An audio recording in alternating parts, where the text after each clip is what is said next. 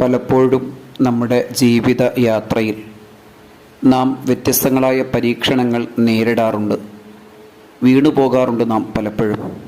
പക്ഷേ അത് ഒരു തെറ്റൊന്നുമല്ല. എന്നാൽ അവിടെ നിന്ന് എഴുന്നേൽക്കാതിരിക്കുന്നതാണ് യഥാർത്ഥത്തിൽ തെറ്റ്. പരാജയപ്പെടാം, തോൽവി വന്നു ഭവിക്കാം.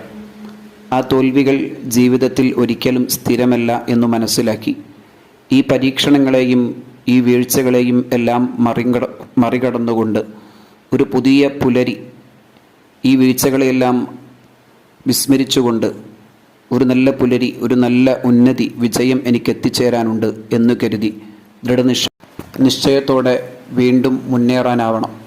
വീണു പോകാം, അവിടെ നിന്ന് എഴുന്നേറ്റ് വീണ്ടും കുതിച്ചോടുക എന്നതാണ് ബുദ്ധിമാന്മാർ വിജയത്തിന് വേണ്ടി കണ്ടെത്തുന്ന മാർഗം.